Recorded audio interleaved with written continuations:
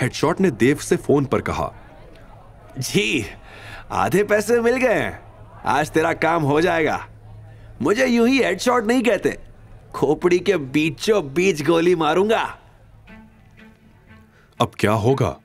क्या शिवाय अवंतिका को बचा पाएगा? क्या होगा जब शिवाय को पता चलेगा कि देव ने उसे मारने के लिए हेडशॉट को भेजा है और वो दिनेश का भतीजा भी है? यश की डील कैंसिल होने की खबर सुनकर रेखा और नंदिनी का क्या होगा?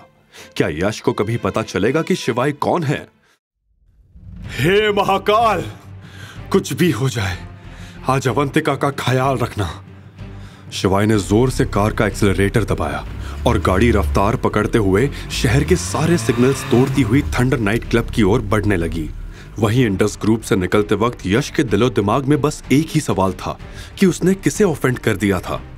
यश की डर के मारे हालत खराब थी, उसका दिमाग काम नहीं कर रहा था। तभी उसके फोन पर रेखा का कॉल आ गया। यश, क्या तुमने डील साइन कर ली?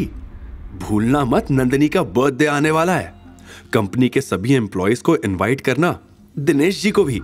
अगर नंदिनी से उनकी जान पहचान हो जाएगी तो सबके लिए कितना अच्छा होगा ना। अब मेरा मतलब, अगर प्रोफेशनली जान पहचान हो जाएगी तो मेरी बात का गलत मतलब मत निकाल लेना। शट अप, अपना मुंह बंद रखो पागल बुढ़िया, मेरा कॉन्ट्रैक्ट कैंसिल हो चुका है, समझी? यश ने गुस्से से कहा। यश ने पहली बार इतनी बदतमीजी से रेखा से बात की थी।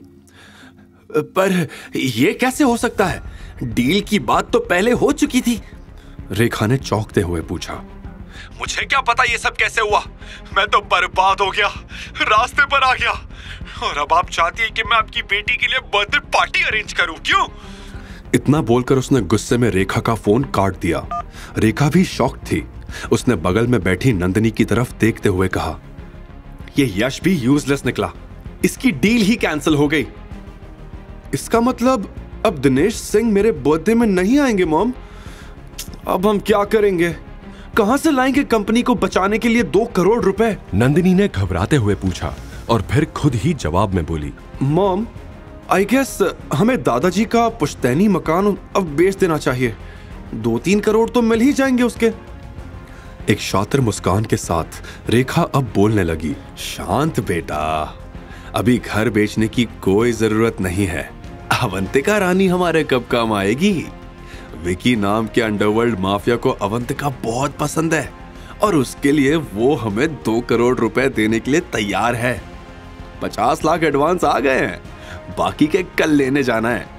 बस अवंतिका आज की रात विकी के साथ बिता ले, फिर वो हमेशा के लिए उसकी होगी। नंदिनी ये सुनकर बहुत खुश हुई। रेखा ने उसके सिर पे हाथ घुमाते हुए बोला, और यश की भी फिक्र मत कर, वो नहीं तो कोई और सही। बल्कि इस बार मैं तेरे लिए इंदौर का सबसे रईस लड़का ढूंढूंगी जो बहुत सारी कंपनीज का मालिक होगा। उसका बिजनेस फॉरेन में भी होगा और हर कोई उसके आगे सर झुकाएगा। रेखा इस सच से बिल्कुल अनजान थी कि जैसा लड़का वो नंदिनी के लिए ढूंढ रही थी, शिवाय बिल्कुल वैसा ही था जिसे उसने गरीब समझकर दुत्कार दिया था। मगर रेखा आज बहुत खुश थी क्योंकि एक तरफ उसे विकी से 50 लाख रुपए मिल गए थे और दूसरा अवंतिका से परमानेंट छुटकारा। दरअसल रेखा अवंतिका से नफरत करती थी और हमेशा उससे पीछा छुड़वाना चाहती थी। रेखा बचपन से ही अवंतिका का काल बनकर उसके पीछे पड़ी थी। वो अपनी सौतन के इस कलंक को जिंदा नहीं देखना चाहती थी और इसीलिए रेखा ने कई बार अवंतिका की जान भी लेनी चाहिए, मगर अपने ससुर और कानून से डरकर वो अपने इस घटिया इरादे को अंजाम नहीं दे पाई। इसीलिए आज कंपनी को बचाने के बहाने ही सही उससे अवंतिका को बेचने का अच्छा मौका मिल गया था। हालांकि एक कोशिश उसने 12 साल पहले भी की थी, अवंतिका को चाइल्ड ट्रैफिकिंग माफिया के हाथ बेचकर, लेकिन तब किस्मत से अवंतिका बच गई थी। पर इस बार रेखा को उसका प्लान सक्सेसफुल होता दिख रहा था। लेकिन शिवाय के होते हुए कोई अवंतिका का बाल भी बांका नहीं कर सकता था। इस समय शिवाय बस जल्दी से थंडर नाइट क्लब पहुंचना चाहता था, लेकिन रास्ते में उसे महसूस हुआ कि कोई उसकी गाड़ी का पीछा कर रहा था।